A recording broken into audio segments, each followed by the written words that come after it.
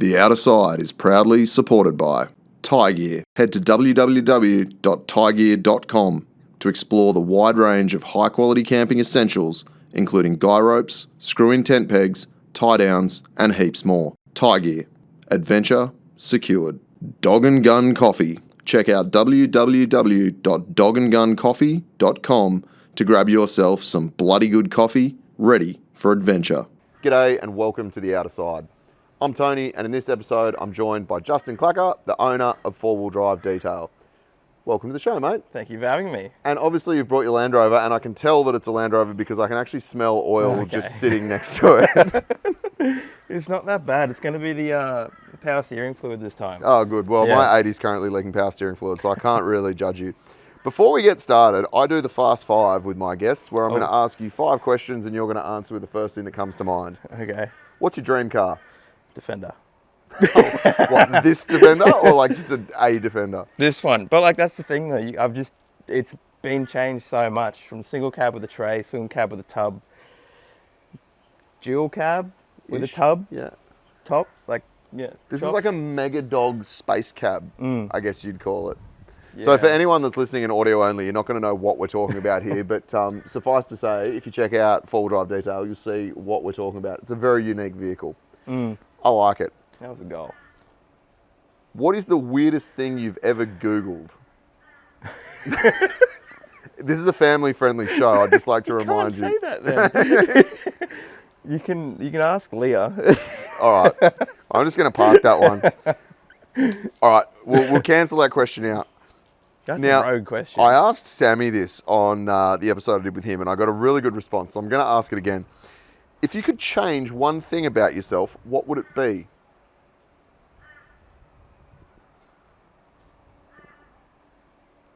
You thought this was going to be easy coming on this show, didn't you? I kind of forgot about all of this.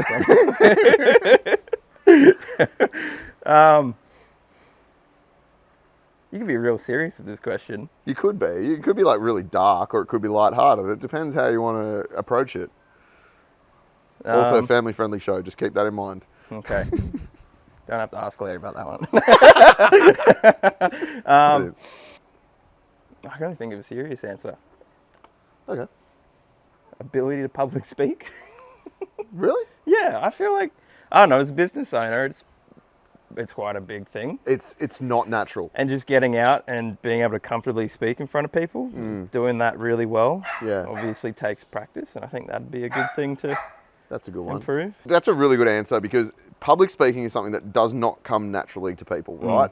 And I get asked, because I have to do it for work, they're like, oh, how, like, you do it so naturally? And I'm like, no, I do it because I've practiced. Yeah. And that's the only way. Like, anyone who's a good, like, public speaker naturally, I think is like, maybe there's something a little bit weird about them. There's always a little bit of something. Yeah, there's a bit of something. So, anyway, I think you do pretty well, mate.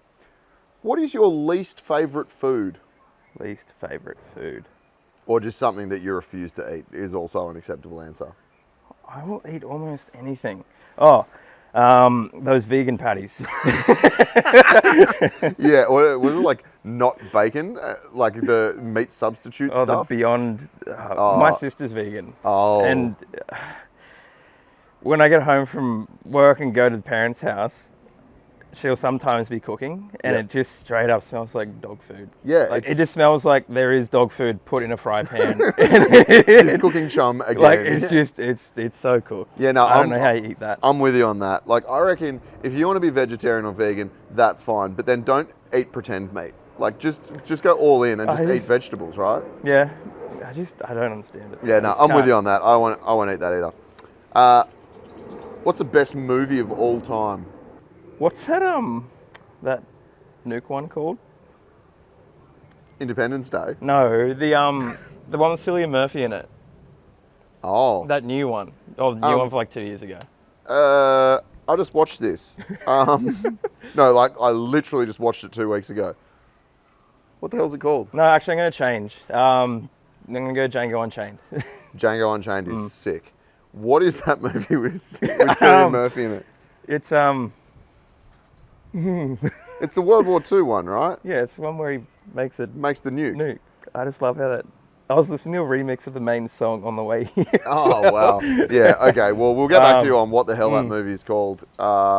It's gone. I don't know. Yep. This is meant to be the Fast Five. We're very slow. No, it's not you.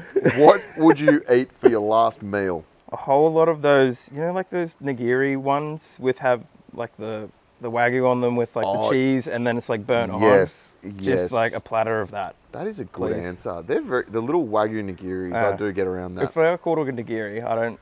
Is that what they're called? They're called a nigiri. Yeah. Okay. Nigiri's the little rice. Little rice ball. Little rice thing with the thing on the top. Yeah. That one. No, you've got it nailed. I'd have those. I haven't had sushi in a bit. I really. Yeah, you got you got to think about it, eh? So, mate, you own 4WDrive Detail, which is this company here. Tell us a bit about that. What's the company do?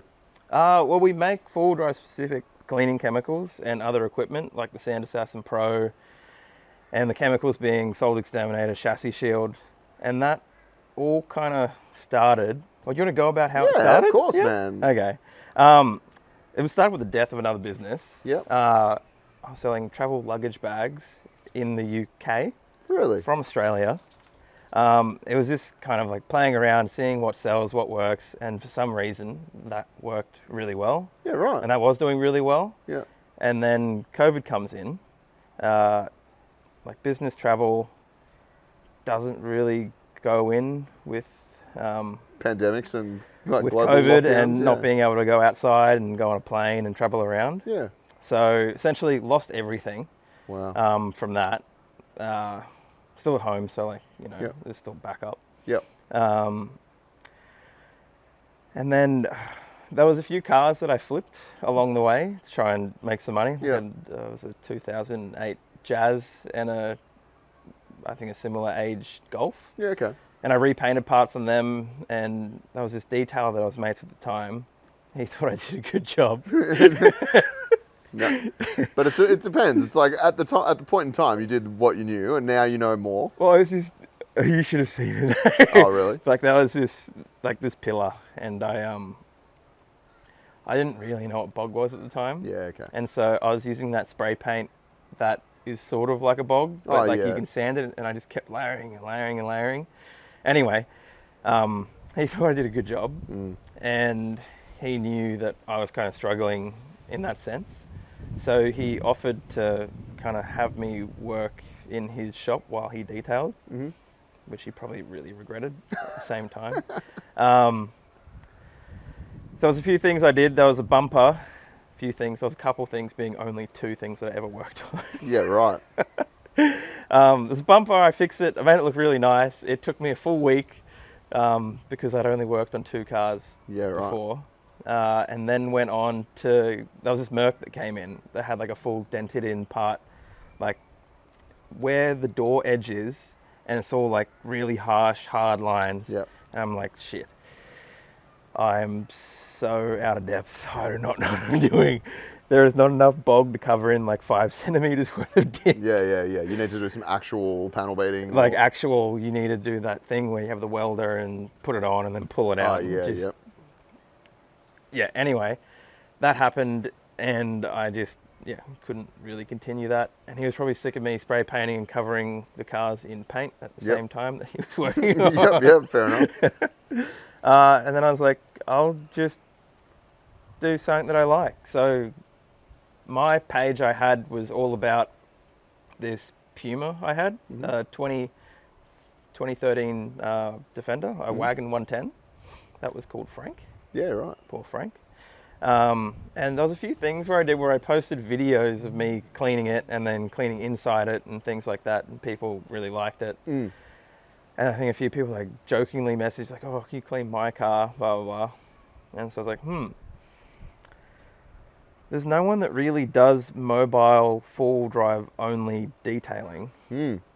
And going on the beach is a big thing. Yep. And like there's a whole market for after beach care and pre-beach like prep. So I thought I'll just do something that I like. Yeah. And I've never done anything in the service-based sort of business area before. So I started 4WD Detail at the very end of 2020. So you were originally just detailing cars. You weren't Yeah. producing any products. No, You were just on the originally tools. Yeah, right. just detailing on the tools. Each day I'd probably get to a customer's house. Well, it would purely depend on when the sun rose and set. Yep.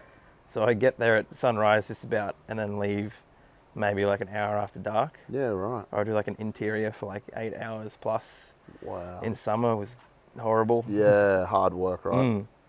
It was good though. Like it was satisfying, and then like you meet lots of really nice people. Yeah, of course. Like I never really had a customer I didn't get along with. Like it was that's always good. sick. Like you kind of like just treat them as like they're your mate, and then it's just a nice time. Yeah. Unless they leave the house and then don't trust you and lock the door, and then you got to hold. Yeah, you got no Hold toilet for the all day. day. Yeah. The joys of being a mobile, automotive-based business. That was the worst part. I just learned to not drink water, and then just dehydrate yourself hold the whole savagely. day. Except for sometimes you had to go in the back of the car because like neighbours look at you and then you gotta hide. Get reported. Yeah. So how long were you doing that for? That was on and off. Because it kind of, that side of it took off relatively quickly because no one else was really offering the same thing. Like you can go to places and take your car in for a full like after beach sort of thing or after trip clean. But no one else was doing it really mobile or just fully focusing on four-wheel drives. Yeah, and in my experience, if you take a filthy four-wheel drive to like your average car wash, they just tell you to go away. Like they don't want to deal with it. They don't want it all clogging up everything. No, they don't want to deal with your car. Like if you bring a car, and I'm talking from experience here. You bring a car that's like just covered in mud. They just tell you to go away, right? Yeah, that's fair enough. So were you doing stuff like that? Like were you doing like post-trip cleanups on cars, or is it just like people that really cared about their vehicles and they just wanted it to be like, you know, that once-off really nice detail? There was a bit of both. I mean, there was a lot of repeat people as well. Yeah, okay. Like there's some people who just have money and just want to look immaculate. Want it to look good, like, and then fully get it all prepped up before they go away. Make sure it's all mint when you get back. But like there was full range of like doing like the full paint correction, ceramic coatings, did all that on top of everything else. Yeah, okay. But I think the other part that people really liked was the interiors. Yeah. Just because of how much time I spent. And you give me the grubbiest interior. Yep. And I would just not leave until it was done. There'd be many times I'd have to go because it was dark. Yeah, you can't. But then I wouldn't be happy, so I'd come back the next day and be like, oh, and I'd think about it. I'd go to bed like this. I just feel so dissatisfied. Yeah. And just have to go back and finish it off, which was a terrible hourly rate. Yeah, I was going to say, not great from like a profitability and business perspective, but great for repeat customers and customer satisfaction. Yeah, that was that part of it. Yeah. And then they'd share it. I mean, it was good for building like a really kind of niche following of people, like for the Instagram originally. Yes. Whereas they're just only following you because of that. Like there's no sort of outside thing. It's just people that only care about cleaning your car or wanting their car cleaned. Yeah. And then just building from there. And I did that every day of the week for 6 months straight. That was hard. That was cooked. Yeah.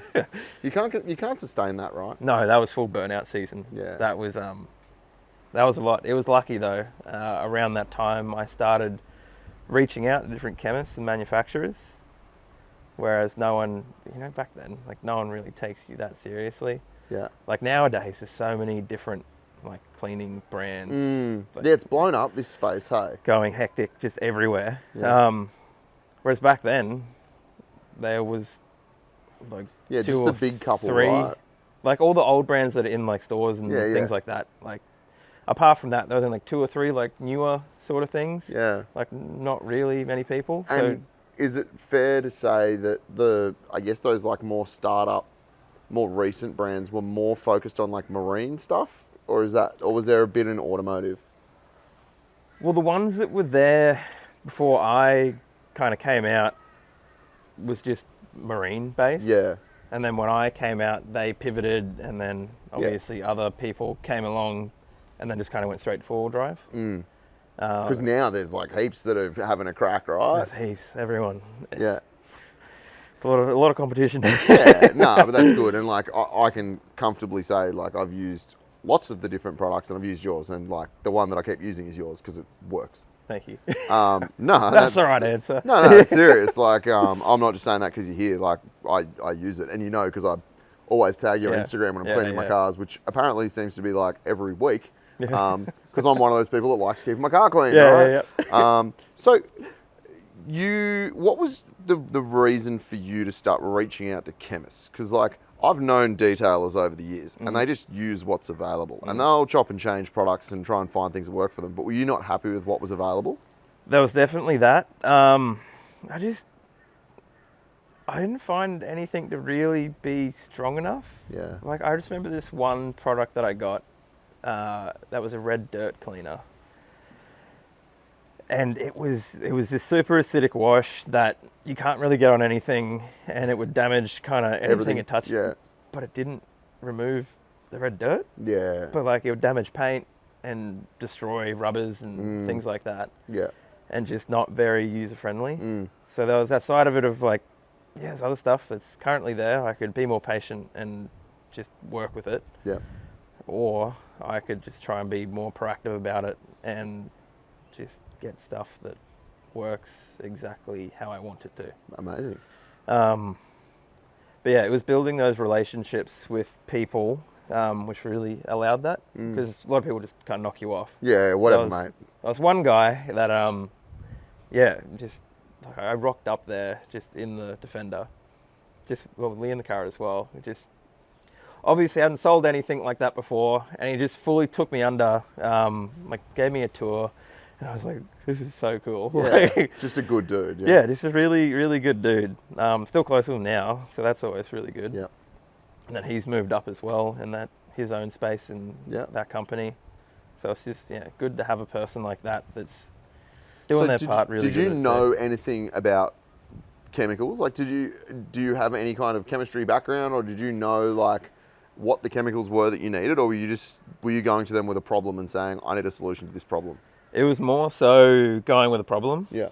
Like, I went to uni and chemistry's the one thing that I didn't do. Yeah. I was doing maths and physics, things like that. What were you going to do with those qualifications? Well, this was due to a relationship at the time where her parents were in the mining space. And I had no direction. I had no idea what I wanted to do outside of school. Yeah. I was so lost. Same. But so then I was studying for trying to become a geophysicist. Yeah, right. So I could be employed. Yeah. But that's like a pretty good thing to choose to do. Yeah, I mean that'd be good. Yeah. To make money. I think they pay all right. Yeah, I think mining people pay all right. But yeah, also silly to base your whole career around a relationship. Yeah. From when you're quite young as well. Yeah, but It you're happens, young, though. so things happen. Anyway, that died out. So then, kind of got to where it was. No, I had no chemical experience. Brilliant.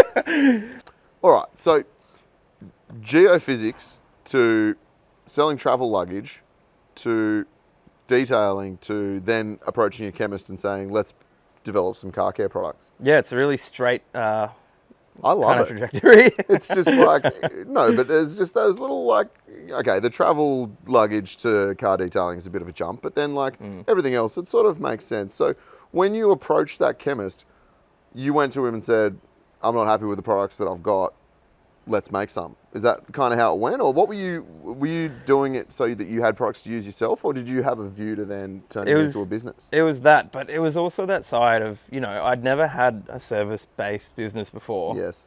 I did want to get back into the side of, making and selling things again, because that's where I feel I can really grow. Yeah, of course. Whereas if I'm just one person, well, then you're... I've already found the limit of working 7 days a week. Yeah, it's not sustainable. It's not sustainable. It's not scalable. You don't have a life. Yeah. You're tired all the time, and your mental health just goes in the bin. Suffers, right? Yeah. But it was also a really fun time. Yeah. I was delirious the entire time. You should see the videos that Leah has. Like sleep deprived. Like when I get home from work and I was just cooked all the time. But not sustainable, right? No, not sustainable. Not at all. So yeah, that was always kind of going into that, building that kind of loyal kind of customer base, and then pivoting into making things that I've done based on experience, not just copying, not just copying people. No. Just going off of what I want, what I've used, how I want it to be done, and just making it from scratch how I want things to perform. That's pretty cool, man. Well, that's why I don't have a big range, because it's purely based off of what I've wanted and how I wanted it to work. Yeah. And I think that's a benefit, right? Especially for like when you're starting the business. I look at some, I don't care about like any other car care brand. I don't have any like negatives or positives about them, but some of them, the range is overwhelming. And you're like, you have 5 products that I think all do the same thing, but they all have different names. So like, I'm a simple man. Please just tell me which one to buy. And that's where I love your range, because like, it's super simple. It's like, this is the product and this is what it does and this is why you need it. Like, it's really easy to navigate, right? I mean, I could be making more money if I just split up one product into 5 different ones and say, use that for that. That's for your tires. That's for your wheels. That's for the left side of your chassis. That's for the right side of your chassis. Yeah, this is a passenger side specific product. Yeah. Or else they'll eat through. I mean, like they're versatile. Like Salt Exterminator, that's hectically versatile. Yeah. You can use that as a wash, as a weak wash, a strong wash, a degreaser. Yeah. Like I use it for everything, pretty much. Yeah. Yeah. I don't use it as a full blown degreaser. Like if I've got like. You should try it. It's good. Yeah. What? Just straight. Just straight spray trigger. Yeah. Right. It's hectic. I love it. Yeah. Yeah. I mean, as I said, I've used a lot of different products, and that particular one is pretty good, man. Like I use it on absolutely everything. Like I use it on both my 4-wheel drives, but then I use it on my missus' car. I use it on the boat. Like I use it on literally everything. This is not an ad for 4-wheel drive detail. It's coming across that way. It sounds like an ad. It's not an ad. I'm just like literally saying that I like these products. And one of the other things, when I first met you, which was on a 4-wheel drive 24/7 trip. Yep. A year ago? 2 years ago? 2 years yeah, it might have been 2 years ago. Sad. I don't really remember. It was a few years ago. And you were talking about chassis shield, and I had no real idea of what you were talking about. But what is that? Like, is it a coating? It's a coating. It's an oil-based coating. Yeah. But I mean, how it's different to fish oil. Fish oil. Yeah. Nothing sticks to it. Yeah. So that's the big positive side of it, that you can still protect your chassis and nothing sticks to it. Yeah. So much easier to clean. That's kind of it. It's as simple as that. Like, that's because like back in the all I day, it was wanted. like fish oil or whatever other kind of oil. Or And it's like lanolin your or- car stinks and everything sticks to it and it's gross and it actually makes it worse. And do you know why I came out with Chassis Shield? Because I'd had so many bad experiences of cleaning cars that had fish oil. Yeah. And you wouldn't know before you get started, and then you spray it, and then because you can't really clean fish oil because it goes kind of white. Yeah, it goes gross. And then you just have to remove all of it and then reapply things, and it was just horrible, messy, and no one liked it. No. Like, you get first timers like wouldn't know better. That's a terrible idea to It's apply very the old outside school, of your chassis. isn't it? Yeah. Like I get for cavities and things like that, Yeah, but it's still gross. and it stinks. It You smells don't horrible. you don't want to spray fish oil anywhere near your car. No. So was that one of the, like, in terms of the timing, like when you went to that chemist and you started to develop your own range, was the Chassis Shield one of the first things you did, or were you doing more cleaning products rather than protectors? Salt Exterminator was the first one. Yeah. And then maybe a month or two later, had Chassis Shield. Yeah, right. Yeah. And again, just something that you saw an opportunity for to have something different? Yeah, well, there was nothing that was really like that. Yeah. Nothing that you could spray on and didn't stick, or you didn't have to like leave for ages or drive on a kind of dirt track to give it a film that still wouldn't look great, sort of thing. And when you say it wasn't available, like, do you mean not available to consumers or just not available anywhere? Well, I couldn't really find it anywhere. Yeah. I mean, you could do things where you like ceramic coat and things like that, but Yeah, like that's a bit extra on a chassis. That's a lot of money and then a lot of work applying all of that and getting it professionally done.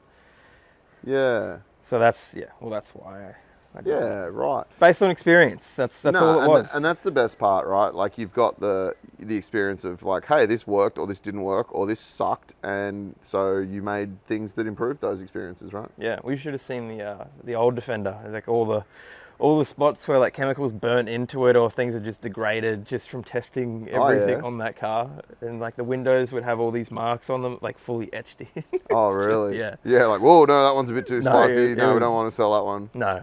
So it's all been tested. So a bit of trial This and error. car was lucky enough that I mean everything was already out. Yeah, you'd already kind established of by then. made your, you'd already done your R&D, your trial and error. Yeah.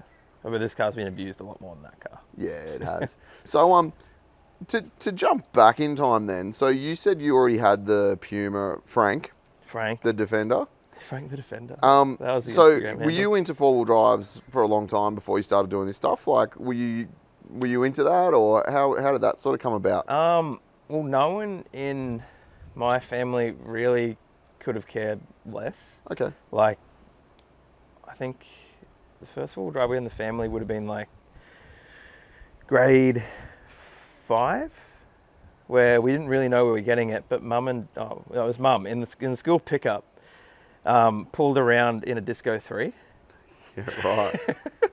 So that's where that is. Now we're starting to get somewhere. Now we're starting to explain it. And it was the coolest thing ever, like back then, because like how you could make the suspension go up and down, and then I get out of the car and just put the suspension up just so I could look at it. Like I remember driving home from that day, like I was like, oh, can you please pull over so we can just put the suspension up, and like, oh, and I get out of the car and then just look at it and just get yelled at while I was just trying to admire how cool it looked having a 4-wheel drive that was like super high on 30-inch tires. So she bought that car. Yeah. Yeah, but not with any view to going 4-wheel driving. Was it just like a commuter?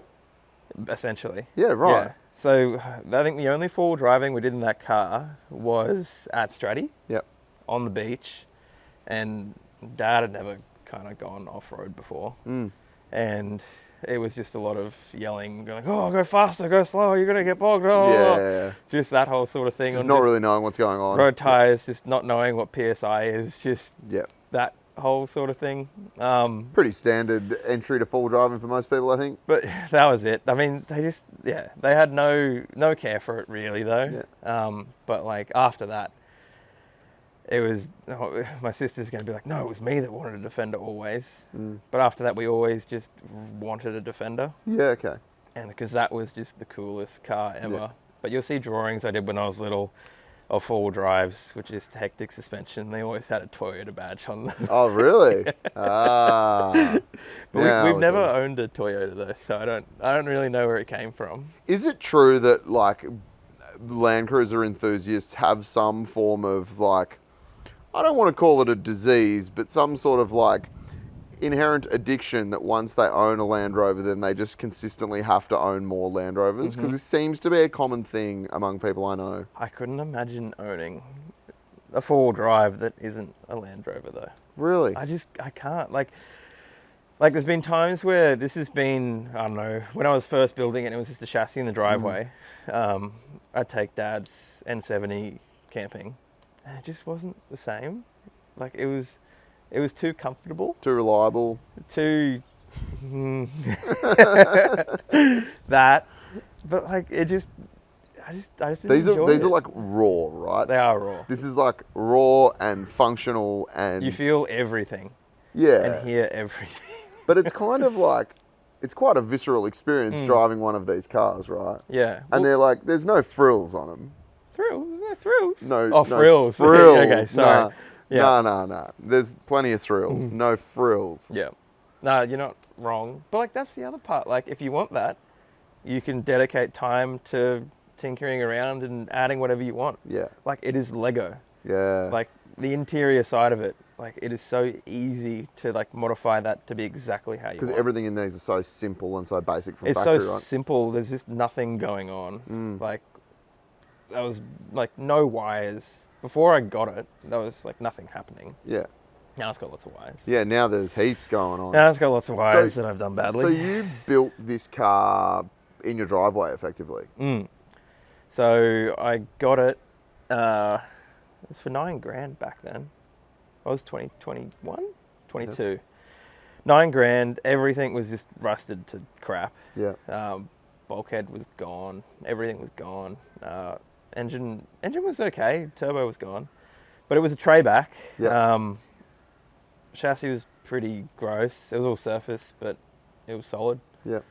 And then just kind of started rebuilding it. Like that was always the plan. The plan was to always rebuild it as a nice, tidy single cab, and then put a tray and canopy on it. Yeah. That's originally why I got a 130. Yeah. Okay. So I could get a longer tray Yeah. on it, and just build it out as a really nice, sort of neat camping rig. Yeah. And that just didn't happen. And then things changed. I got a tub. Yeah. It made my life way harder. Yeah. but I wouldn't have been able to do that without Stu down in Crescent Head. He also, it's not another ad. It's fine. But he makes a chassis protect Oh yeah.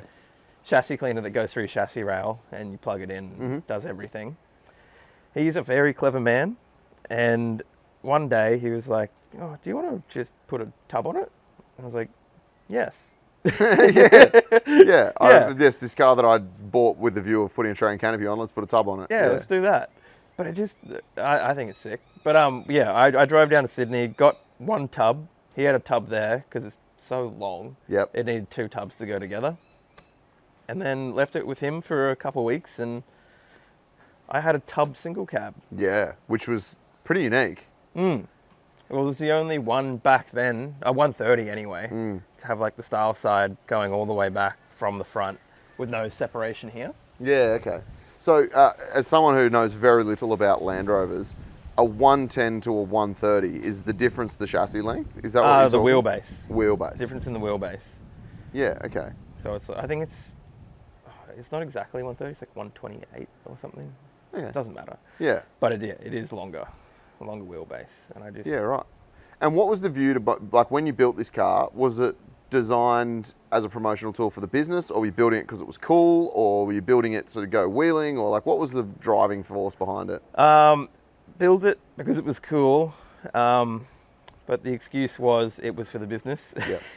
I'm familiar with such excuses. Yes. It's a really good excuse. Yeah. It really, until your accountant's really like, helps mate, out. stop. Oh, you should see it. It's still causing me issues with certain things. I'm not going to get into it on this particular show, but suffice to say, yes. Business write-offs and vehicles, it's a minefield. It's been used extensively though. It has been used extensively. So yeah, you built it because you thought it was cool. And Thought it was cool. As a promo Always wanted tool, to rebuild something though. Yeah, like okay. that was the thing. I mean, this has got to be the most simple thing to rebuild. Maybe like a mini moke. As a normal car, you can around doing. As a car that you can drive without risking your life every time you get in it. I reckon this has the same safety rating as. Does this have any airbags in it? No. Yeah, side impact protection. They don't have an NCAP safety rating. Yeah. It's literally just a can, right? Yeah, it is just a can. It's all right. Aside from my wife's daily, like my wife's car, I don't own cars with airbags, so you know. Yeah. Yeah. We live in danger together. It's good. You can die like a real man. Yeah, well, I didn't want to say that, but yeah. Yeah, sorry. It's fine. So this car though, like as it stands now, and you can see most of it in the frame here, but I'll throw up some photos of it because it's a super unique vehicle. So you rebuilt it with what I like to call the world's longest tub on it. And then motivator. gave you like a bit of a complex about that. But then you've had a few iterations of the car since then. Yep. Well, since you saw it, yeah, that was the tub all the way back with the rear wheel carrier with the overhang like 40 meters. Yeah. And it just hit everything whenever you're trying to go down something. So for the most recent big sort of trip, which was Cape last year, I got rid of that. Got rid of my big tent that I had. Yep. Because I had a massive tent on there that was just so heavy and just Yeah. made everything feel a bit sketch whenever you got on an angle. Got rid of that, fully just brought it all the way down to bare basics of what you need and what you don't need. The tyre was just sitting in the back of the tub, strapped against the back of the window. Nice. That wasn't that safe. But anyway, it was just, bare basics, and it was sick because like Cape, everything got destroyed anyway. Everything got muddy, so there was no point on really trying to make it nice for that. But as soon as that was over, I just really wanted to do something like this. Yeah. Like I remember we were on the Frenchman track and Jesse's GU was broken again. Yeah. It was like a brand new car that he just built, right? Yeah. To be fair, he did very well with the time he had to do that. Yeah.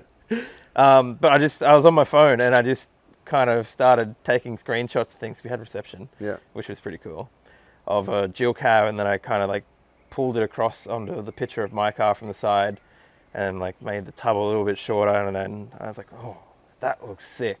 Like I'll make a gull wing there. Well, I won't make it, someone else more clever will. And then I was like, oh, look at that, and then showed everyone like, oh, you should do that. And I'm like, Yeah. yeah, I will do that. Yeah, definitely. And then I did. That's very cool. Yeah, and it's kind of, it's at dream sort of spec at the moment. Yeah. It's kind of exactly how I want it, minus, I want 37. Don't we all?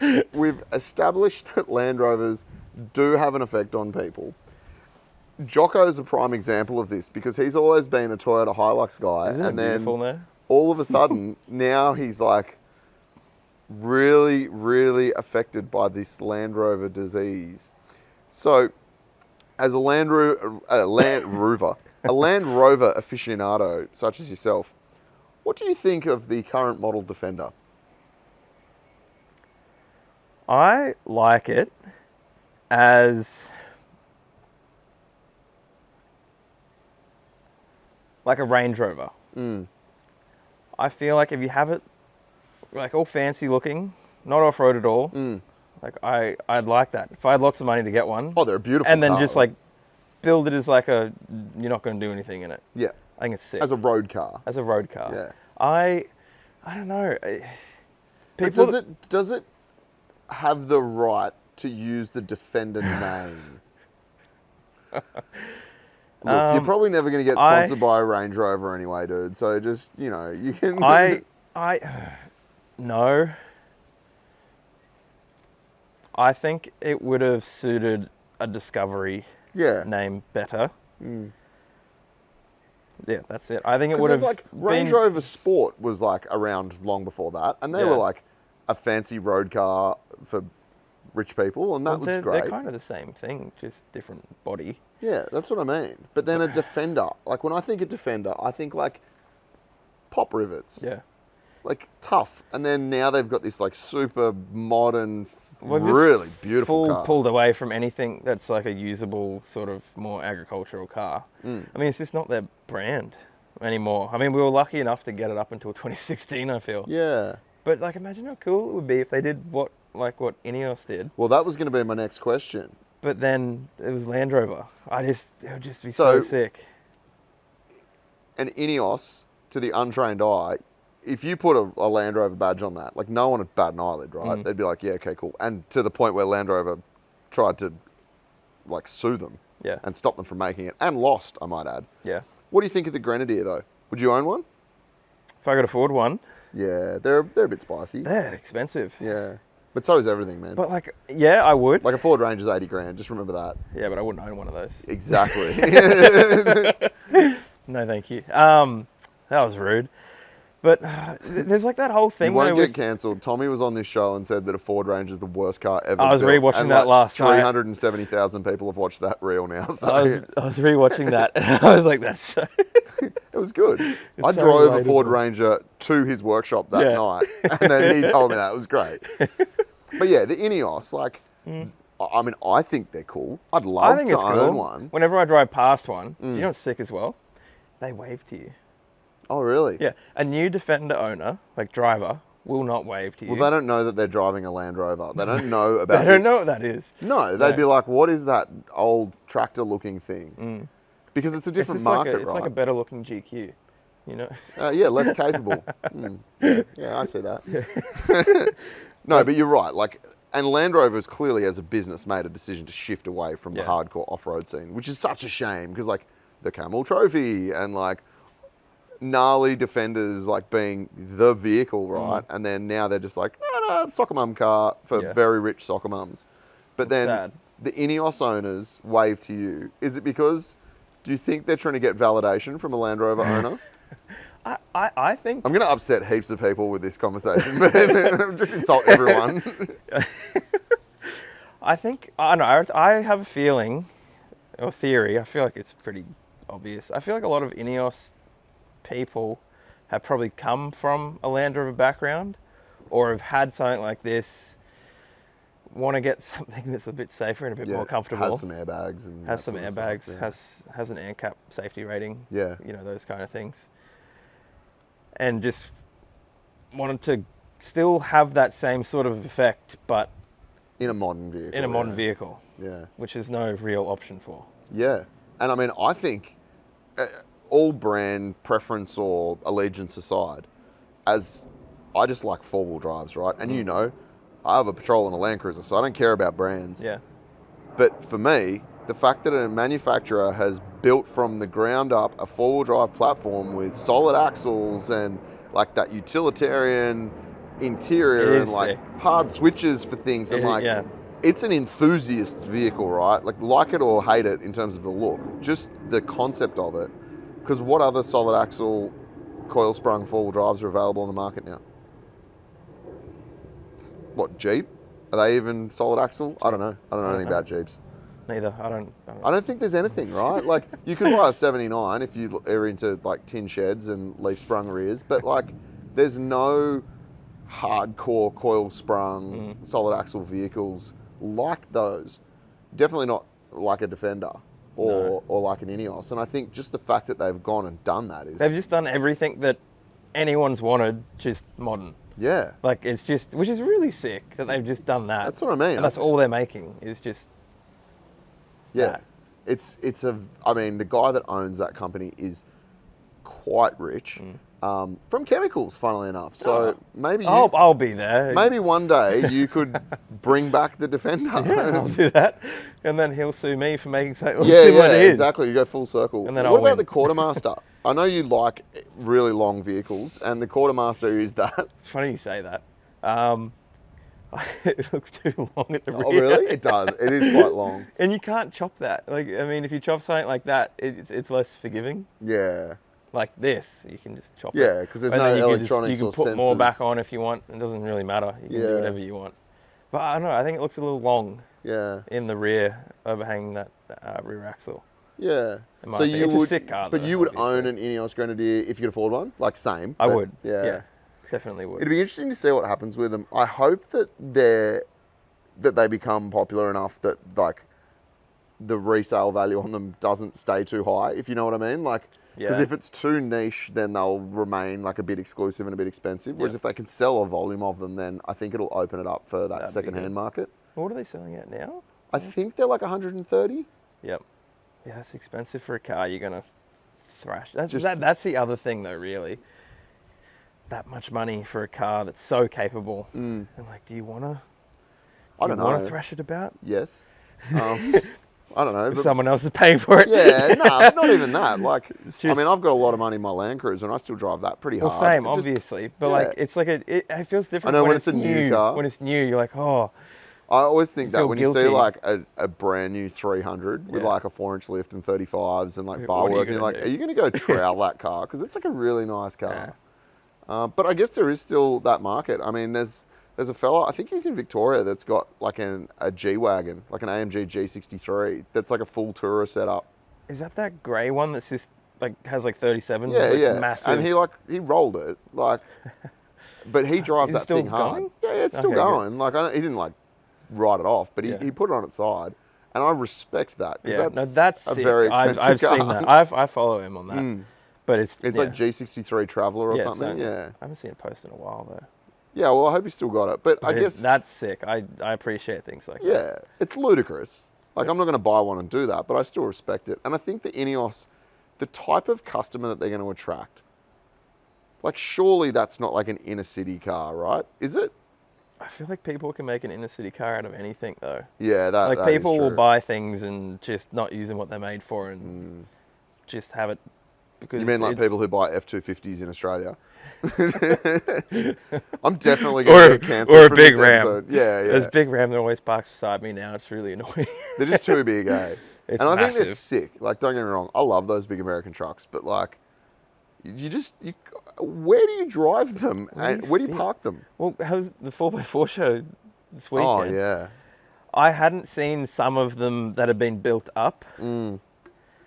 They're ludicrous. And like the bonnet's above your head. They're like, dude, like the width is like the length of my car. Yeah, like they're huge They're vehicles. Just so big. Like, I just can't get over how. Like, where are you gonna fit? Yeah, like they're literally registered as a truck. Yeah.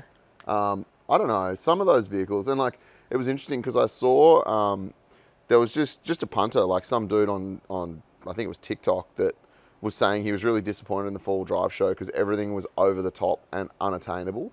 And it was really interesting, and that's fine, that's his opinion.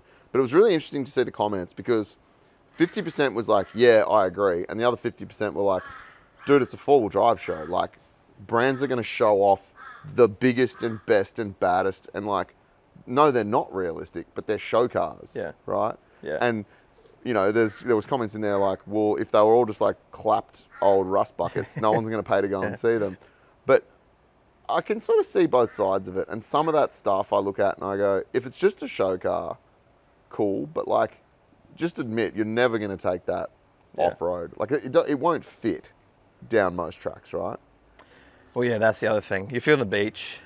That's about. Well, you go up Fraser and you see like those. Really, you those won't fit in the car. No, but you can cruise down the beach and, you know, have like, I don't know, 12 jet skis in the tub or whatever. You know what I would get over a big American truck though? A Mog. Yeah. When you asked me about dream car, I reckon that's like maybe a Unimog. That's like a. Are we talking like a U1300 X80F Mog, or are we talking like one of the new real fancy Mogs? Not one of the new fancy. I just like old. Yeah, I'm with you on that. I just like to build up an older one. I don't know all the model names and things like that. Like I haven't not fanboy enough, but like just. I get would it. Be so sick. I get it. Have you ever been in one? No. Yeah. Never. They're not great, hey. Like, they don't go over 80 k's an hour. Air conditioning wasn't like even a thing. Like, yeah, I know. So it's basically just like a big one of these. I don't see a problem with that. Yeah. So what would you do with a Mog, or you just want one because it's cool? Like, would you do like a big tourer with a camper set up on the back, or? Essentially. Yeah. I think that'd be sick. Yeah. And then, I mean, like, if you did something like that, then this would, like, turn to something more lightweight again. Yeah, yeah. I mean, it's lightweight. I mean, the heaviest thing I got is maybe, like, the roof rack. But just single tub steel tray and just a mash bus. I'd probably keep it. I wouldn't change it back. You've had enough of changing the car? Stay how it is for now. I mean, I still got the other roof. I could always put it back on and then just slide that back to there and then... Yeah, but there is a point where, like, how many times do you want to cut your car up? I wouldn't need to. Because it's a Lego set. Yeah, now it's a Lego set again. No, all the chopping's done. Yeah. But, like, it would be sick to have one of those as, like, a big tourer spec sort of thing. And then one day when I have kids, yeah. I mean, it'd just be cool. Like, you have a big old bus like that, and you can put, like, a little living unit onto the back of it. Yeah. And have you seen that couple? They've got a YouTube channel called The Outfit.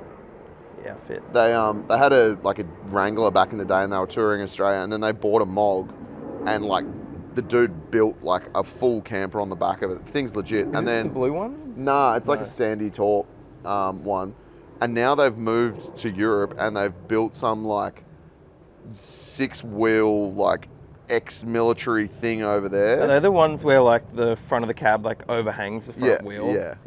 Yeah, so they're into like ludicrous stuff, but like what they did with a Mog, I think, was fantastic. But I remember when they bought it, one of their YouTube videos was like them wearing full earmuffs in the cab because it was so loud and like it wouldn't go over 80, and they were like, the tires are $4,000 each, or you know, like it's just.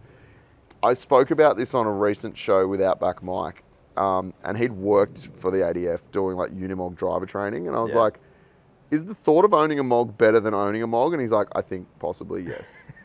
And then Sean from Dog and Gun confirmed that because he's owned one, and he's like, it was definitely better thinking about owning one than actually owning one. So maybe, I don't know, I don't want to kill your dreams, bro, but maybe go for a drive in one and just think about it. You still got to do it. Yeah, I think for someone like you, dumb. Defenders, no. But like Defenders and Unimogs, I feel like it's the same kind of vibe, right? I feel like it's similar. I feel like there's a lot of overlap, apart from being smaller and by the sounds of it, much quieter operating noises. Yeah. So when I first met you, that was on a Glasshouse Fraser trip. That was the first time I've ever taken this off-road. Yeah, which is pretty insane because we drove some like reasonably tough tracks on that one. I can't remember the names of them. I think it was like, was it Palm Tree up in the Glasshouse? Oh, yeah. We did the GQ Creek track, and that one there was a bit on. I nearly rolled my car a couple of times on that one. You nearly rolled this on a winch at one point, I think. That was like really early into the day as I think well. Sean put his car on its side. It was the same one where he lost his flare. It was that same thing. Yeah. And so you kept saying that you hadn't really done much like hardcore four-wheel driving. You hadn't really taken this off-road. So you threw yourself into the deep end by going on a four-wheel drive 24/7 trip to the glass house. Yeah. You know what was worse about it as well? Having no reduction gears. Really? Do you know how hard it was? But this is a super capable car. Like, it blew me away seeing how capable this car was. And yeah, there were shortcomings, but have you put gears in it now? Well, now it's twin locked and reduction gears. Yeah, right. And it's kind of gone in like steps, because the second trip I then did had reduction gears, and did I have a rear locker? No, I had a rear locker for the other trip, for the first trip. And then the second trip I got reduction gears for just the rear locker. Mm-hmm. And the reduction gears was like night and day. Oh, yeah. So much easier. Like, you can think. Yeah, you've got time. You got time to think. You're like, I'm not going to stall out. This leg isn't dying. I don't need to be on the clutch the whole time. Yeah, you're not ruining your clutch, yeah. And then Cape, twin locked. Game change. It's just so much easier. Yeah. For the first part, the air compressor wasn't working, so it was just no lockers at all. Yeah. And that's just like mud punching. Yep. Really, for that first bit. But it's just so much better. Yeah. Oh, it's a cheat code. And it's funny because there's a whole school of thought, like, you know, learn to drive a car that's unlocked and really basic. And I'm like, yeah, cool. I acknowledge all of those things. But like, have you driven a twin lock car with reduction gears? Because like, it's pretty sick. And you're absolutely right. Like, you've got time to think. It's so much more controlled, right? A lot more control. You're going to brake a lot less. You can think about your line and where you need to go without like freaking out, being like, oh, my leg's going to give way. I'm burning my clutch. I won't be able to do a hill start here. Yeah. Like, there's just so many things going on. It's like, if you do stall it, it's like, oh, the winch is out because I can't. So what sort of reduction have you got in this? Oh, I should have looked it up before I came. No, that's all right. It doesn't matter. No, I don't know. So is there, like, I'm assuming there is a ridiculous amount of aftermarket support available for Defenders, like in terms of options? There is. A lot of it, like more body things and like that, a lot of that's like getting it from the UK. Yeah, okay. So a lot of shipping fees associated with that. But like most of the four-wheel drive related stuff is you can just get in Brisbane. Yeah, really? Yeah. That's pretty cool. Yeah. And did that, you know, you started saying, oh, I wasn't really like into the hardcore four-wheel driving. You were like a beach guy, right? Like you'd go fishing on the beach. Beach guy. I'd go through a little bit of mud and be like, oh, that was sick. Yeah. Which is standard, right? That's how everyone starts their four-wheel drive journey. Did that experience sort of get you into it more, or are you still like, no, I'm just happy cruising? It depends on who you're with. Oh, yeah. I think the issue that I have is none of my mates are really game enough to do anything that's actually hard. Yeah, okay. Like, they'll do beach and that's about it. What, they don't want to spend excessive amounts of money to destroy their cars? I mean, that's the other part, yeah. That's the other part. And it's not being filmed, so they can't really watch and be like, oh, that was cool breaking that. Yeah, nah. It just hurts. So, I mean, it makes sense. Yeah. And they're all like IFS sort of things anyway, all newer sort of things, Yeah. like N70s and Rangers and... So what, they're just camping cars and They're just just camping cars. Still sick. Oh, man. Obviously.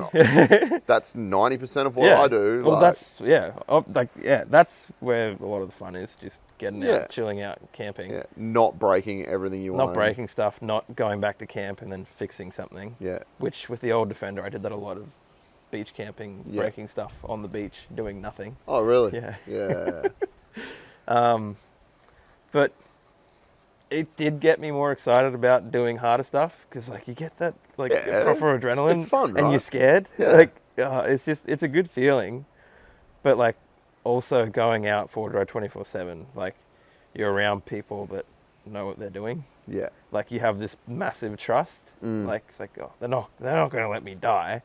Like, yeah, mostly. I said me, not you. Well, I don't think they would ever like want you to Actually, die. no. Did you see the Pasco? Yeah, I was going to say, The you car did floating float away. your car across a river that probably had crocodiles in it. We swam across that. Oh, good. Yeah, a few times. But you know, you've signed a waiver, so it's on you. But no, I know what you mean. Like when you're with people who froth it and have more experience, it like gives you the confidence to go a little bit harder, right? Yeah, exactly. So yeah, that definitely did. Yeah. It definitely put me in my place a little bit as well, of like doing things that I'd done in the past, thinking that was kind of cool. And then you go straight into these and you're like, oh. Yeah, you put your big boy Far pants out. on. Yeah. And then you see the GQ, it just like Yeah, but that car's just rude, right? just straight up. Yeah.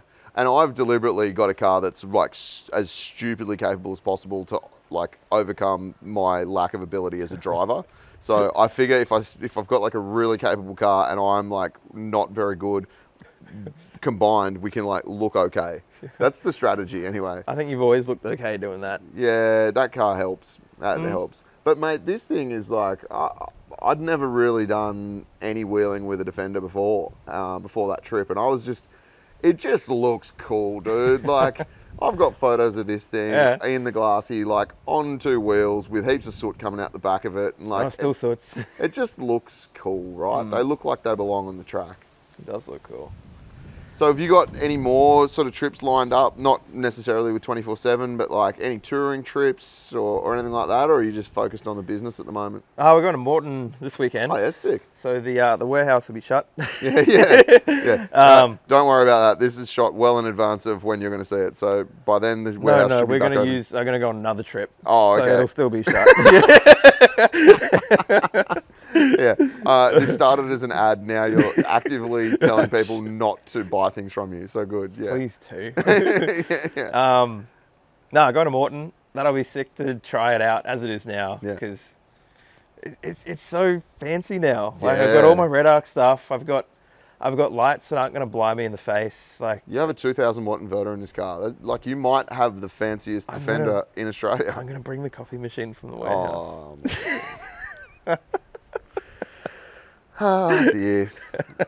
It's a slippery slope, right? You start with simple and basic and you want a Defender because it's like the perfect blank canvas, and then all of a sudden you've got 2,000 watt inverters and coffee machines.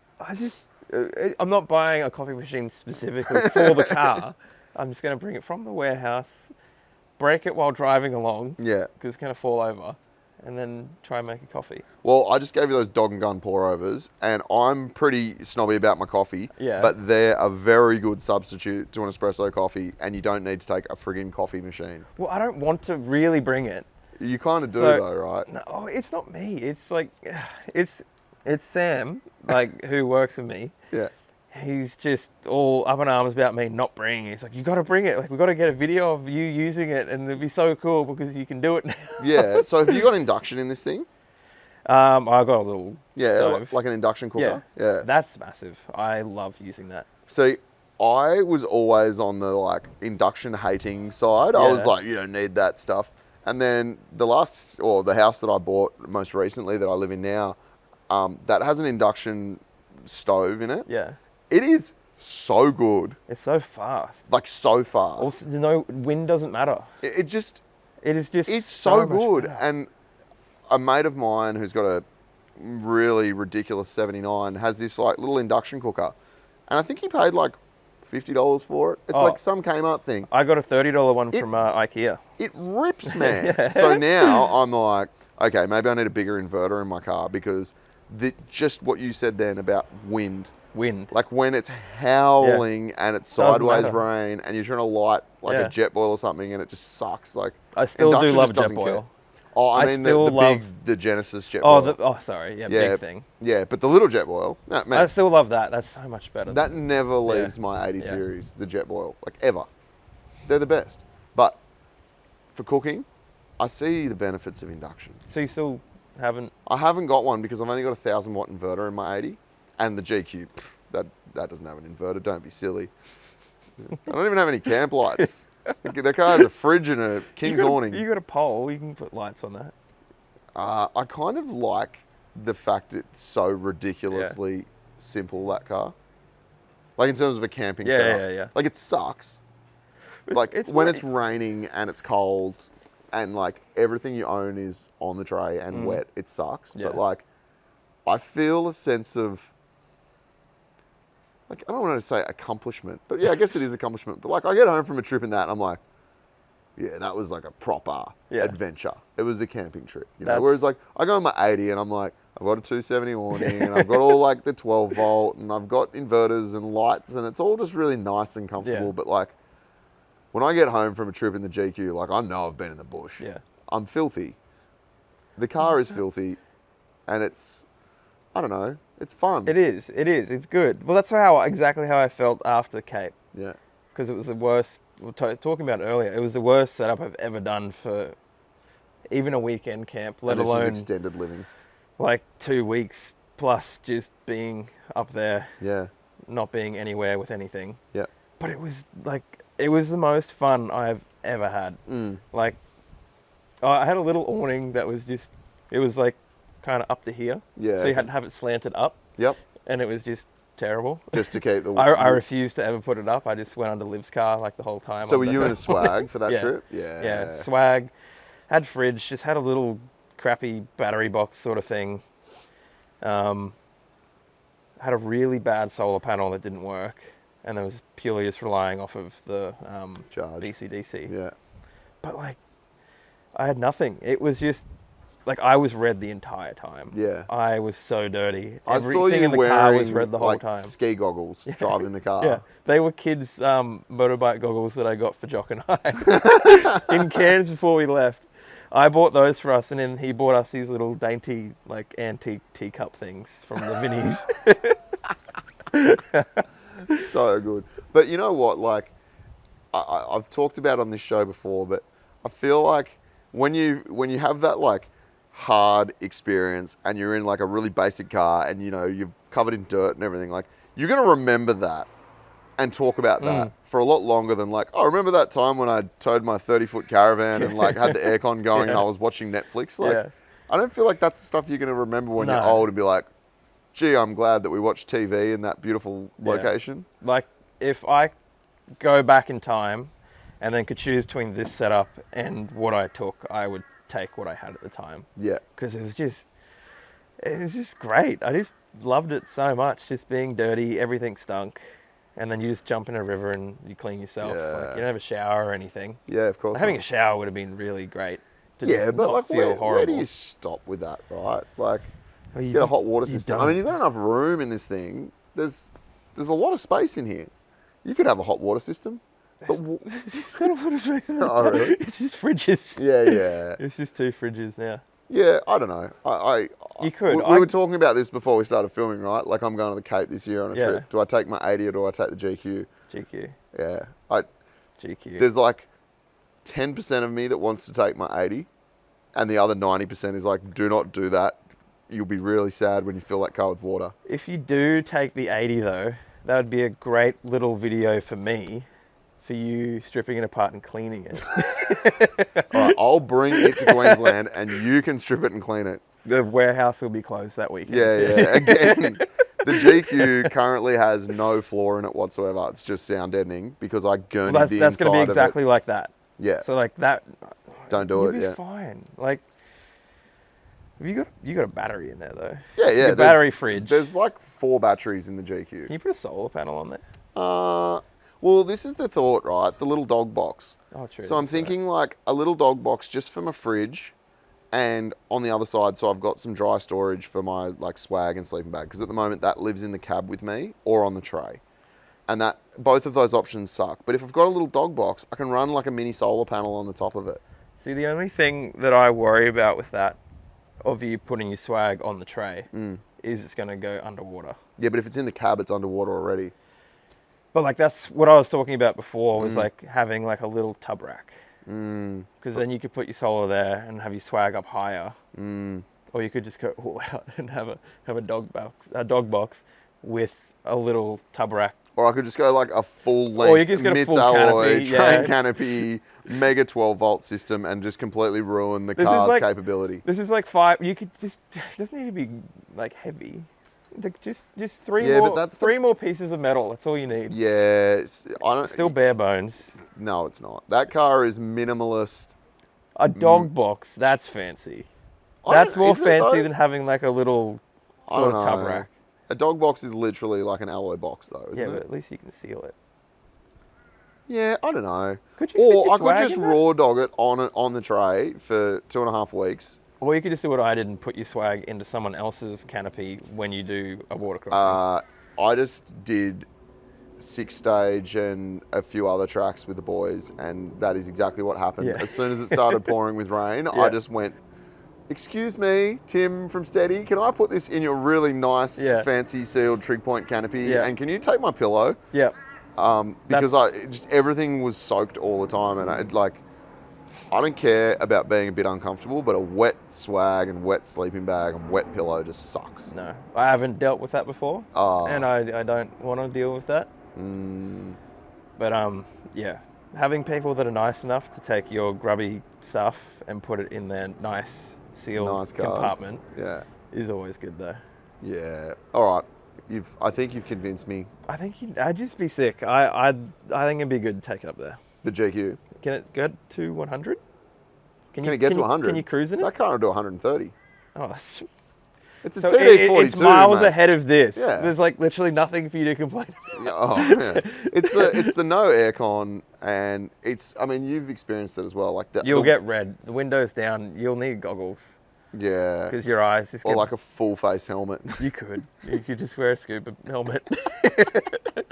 You might, depending if you do the Pasco, it might be a good idea. It might be safe to get one. Yeah, really.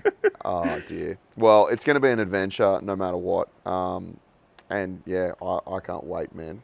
So thank you, Justin, for joining me. It's been an entertaining discussion. I've thoroughly enjoyed it, mate. Oh, thank you. If people want to find you or your business, what's the best way to do that?